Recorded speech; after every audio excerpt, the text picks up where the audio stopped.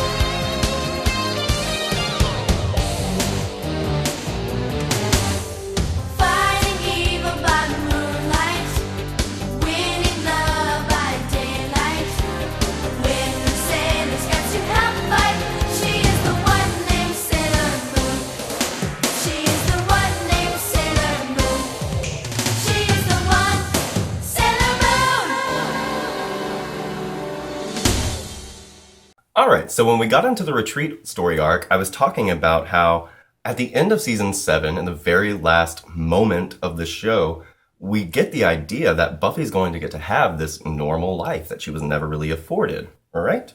Well, that's kind of where we eventually get to.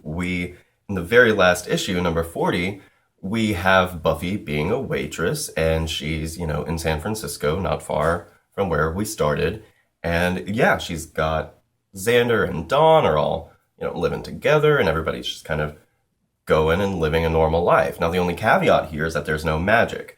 But why couldn't we start Buffy Season 8 in San Francisco, still having magic, but why couldn't she have that normal life?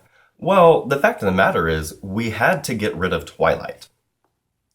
And Twilight is really kind of a big deal. You've got all of this bullshit, and from like the very first moments of Season 8, from the very first issue, we are calling out Twilight. Like, Twilight is our big bad. And why is that? Well, it's because Twilight came along and it just took what Buffy had made and it just turned it on its head. It was nasty. It was awful. But, why is Twilight such a big deal? Why is Twilight being created by Buffy and Angel? Well, the fact of the matter is, Twilight is a problem because we're responsible for it. Buffy the Vampire Slayer came along and it took the vampire lore and it kind of turned it on its head a little bit. And so you had a young woman who wasn't the victim, she was your hero, and she also had, these blurred lines of what was right and wrong when it came to Angel, because, he's got a soul, and so you make this space where you can have a vampire and a teenage girl in love. And so what happens is Buffy ends, and there's this great big space that Buffy created that needs to be filled. And that's exactly what Twilight does in pop culture. It comes along and it says, well, you remember how Buffy and Angel had this romance? Well, hey, we're going to exploit that and we're going to, build our own reality around it. And so that's essentially what Twilight is. But again, the problem is that we made it. We allowed for Twilight to be. Not we, not all of us, but some of us really needed something to fill that hole that Buffy left in our souls, right? And so you've got all of these different parallels between, Buffy and Twilight. You've got, Angel and Spuffy, and then you've got Team Edward and Team Jacob. But, look at my shirt. Without Twilight, this shirt wouldn't make sense. And this shirt's pretty funny, I think, Fuck Twilight, I'm on Team Buffy. But Buffy here is drawing from Twilight. And that is the magic of season 8. There are so many weird, crazy things that they try and do with the Twilight situation. And they use Twilight to kind of embody all of the vampire pop culture media like True Blood and such. And it's just really smart. I love the meta-narrative of season 8 attacking Twilight for threatening what we hold dear about Buffy. Because what happened was Twilight blew up. And it was frightening, okay? Because I knew I was saying, no, they're just trying to rip off Buffy. Okay, season 1 of True Blood, I was like, hey, it's just like they put Buffy and Angel with blood and tits in the same show. Like, look at you. It's plagiarism almost, but whatever. And so, you've got Twilight and you've got Buffy and all these other things, but the important thing to remember is that there was this thing that we needed to be filled, and it just started to take over. But the thing about it is, Buffy was helped by Twilight. Twilight started really picking up steam, but people like you and me were pointing and saying, wait, we saw them do it first, we saw them do it better, look at Buffy. And so actually, Twilight introduced a lot of people to Buffy. People who didn't like the way that Twilight dealt with vampires and love and stuff like that. They heard people like us saying, oh, well, you should just look at Buffy. They did it way better. And actually, Twilight helped to grow the Buffy fan base. And so this is really neat. We can't just pick up with Buffy living her normal life. We have to get rid of this thing that people have come to associate Buffy with, which is Twilight. And when Buffy and Angel actually come together and create Twilight, it's exactly that. That is exactly what they did as a property. And, Buffy, the difference between her story and the Bella story is that Bella kind of gets her happy ending. You know what I mean? You have her and she wants to be with this vampire, and she says, okay, I'm going to do that, and we're going to live together in the sun and sparkle, and we're going to be happy, and, streamers and balloons, confetti, riding off into the sunset or the twilight. And, that's it. She gets this happy ending. Good for you, Bella, blah. But Buffy's not about that. When Buffy and Angel leave Twilight, it's because Buffy as a property, as a character, is not about a happy ending. Angel says, oh, we can finally be happy. But that's not Buffy's reality. Buffy's not about a happy ending. It's never about reaching an end.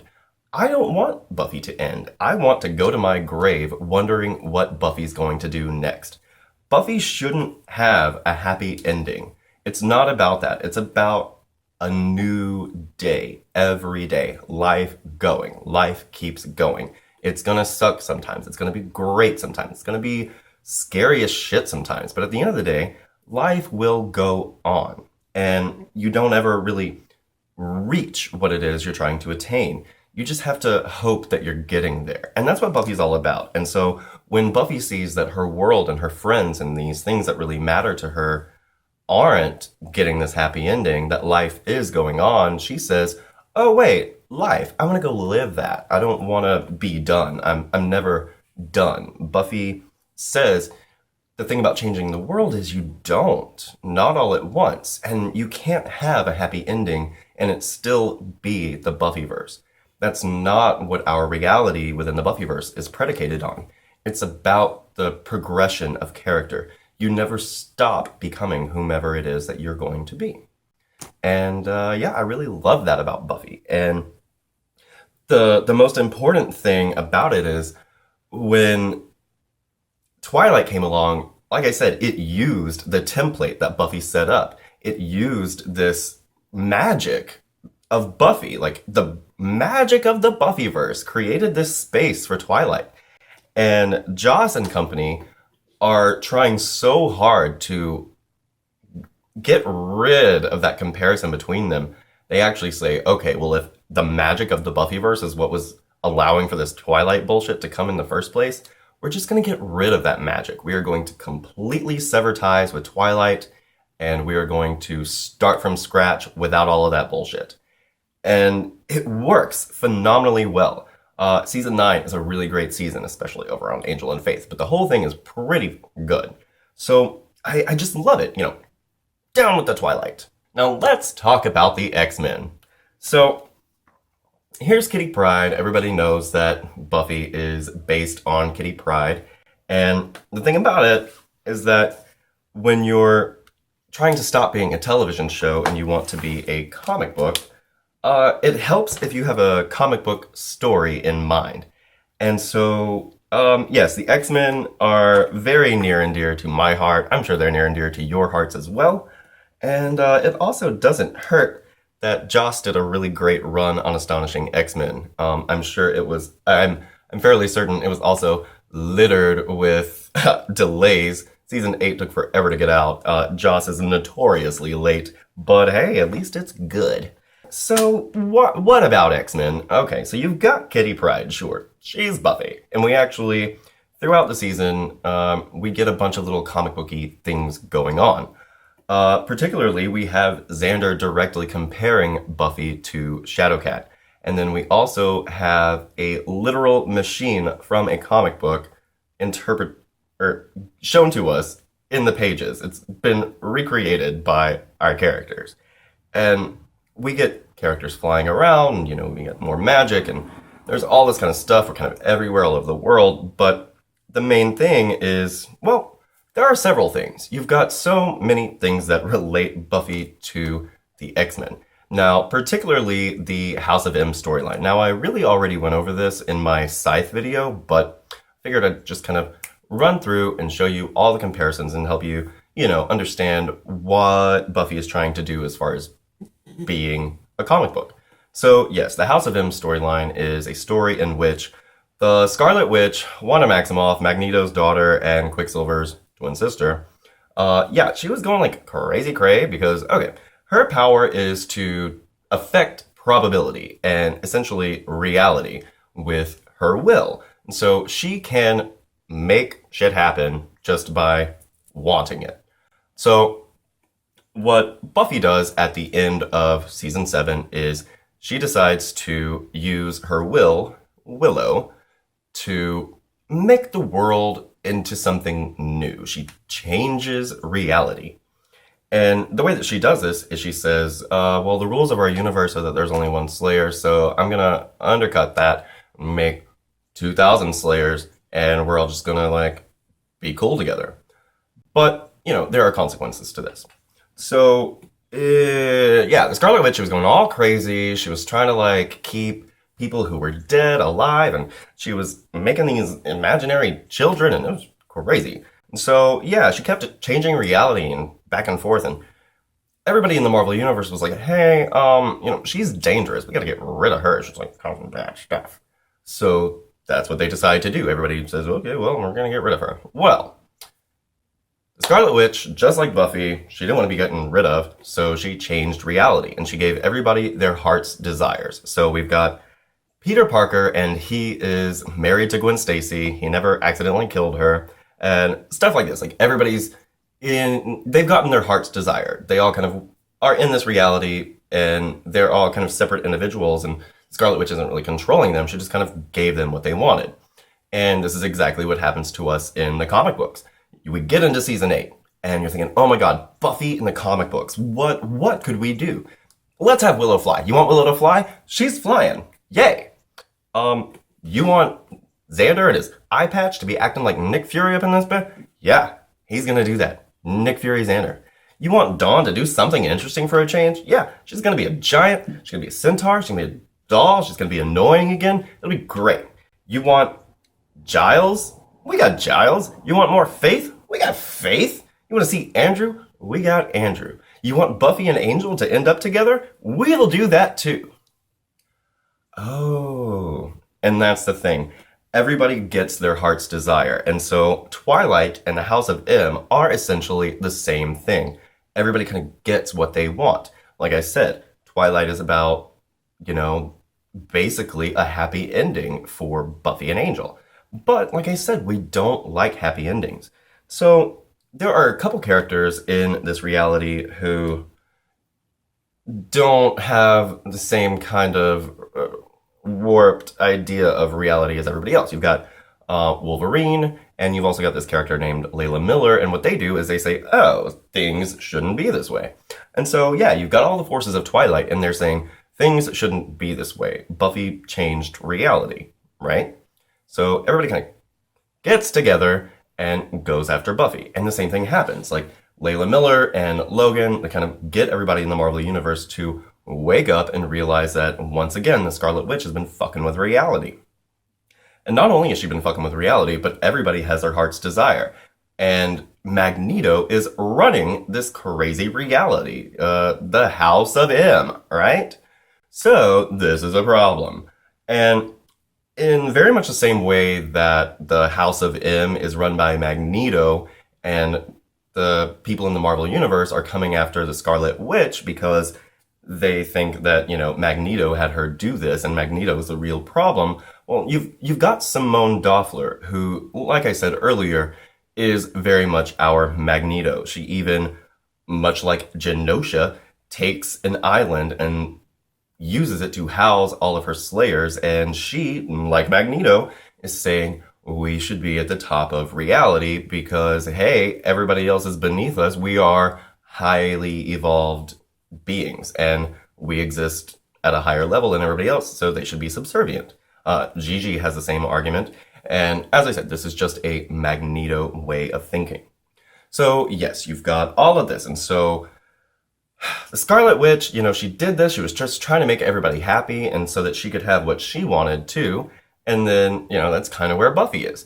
And then you've got everybody else, and they're saying, yeah, but look at the Simones in this world. Look at the way Magneto runs this world. Like, this isn't the way things should be. You can't just have your heart's desire. You can't have your happy ending. Because what would the Marvel Universe be if everybody was just, my heart's desire, no more conflict? It would be boring. The X-Men would die away. The Fantastic Four would die away. The Avengers would die away. There would be no conflict. We need that conflict. As much as it's crazy, that's what we need. This can't keep going if there's no bad guys and everybody's happy. Now, interestingly, Kitty Pryde, she had recently joined back at Xavier's school, and she was a teacher. And when House of M starts, she's a teacher. She's doing what she wants. Kitty Pryde, nothing phases her. She always does what she wants. And Buffy always does what she wants, which is why she's able to escape from Twilight and see it for what it really is.